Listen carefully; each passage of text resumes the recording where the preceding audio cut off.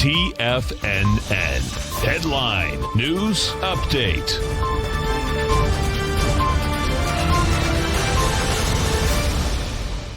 Good morning, everybody. I'm Tommy O'Brien coming to you live from TFNN, 9 a.m. Eastern Time, Wednesday morning, 30 minutes to go until the opening bell. And we got markets with some interesting action across the board. Right now, you're looking at S&Ps minus by 18 points, trading at 36.99. This on the heels of yesterday's Georgia election.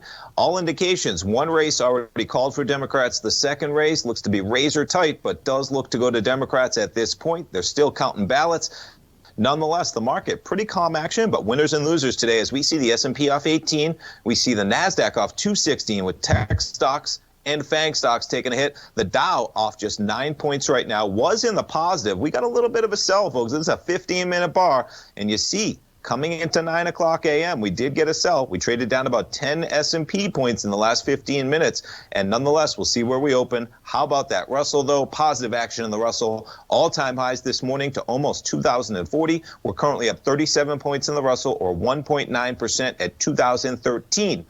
Oil holding up relatively well, up 11 cents at 50.05. The other thing we got was ADP payrolls this morning. That number coming out with a decrease for private payrolls for the month of December, a decrease of about 123,000 jobs. The market was looking for an increase of between about 60 and 75,000 jobs. So that weighing on the markets open as well. Gold right now off $19 at $19.35, had been as high as $19.62 this morning. Silver off 21 cents at $27.43, was above 28 briefly. And notes and bonds, you could call it the story of the morning with the 10-year yield back above 1%. You have the 10-year right now, negative 15 ticks at 137.11. You got the 30-year off a full point and 20 ticks at 170.12. And we'll start it off. There's your 10-year yield. It took a while, folks. We haven't been to 1% since back in April, but there we are, 1.017%, the yield on the 10-year right now.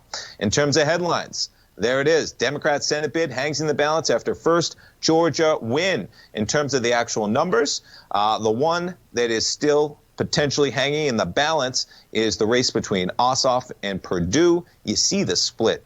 16,000 votes about out of 4.4 million. You're talking about 0.4 percentage points. If it's less than 0.5%, automatic recount. The one already called, about a 50,000 vote total difference. Warnock versus Loeffler.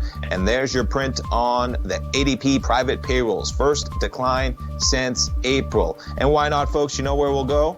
Tesla, because Tesla got an upgrade, and they're at all-time highs this morning. Lots of action, folks. Stay tuned. Larry Pesavento is coming up live with Trade What You See. We'll be right back.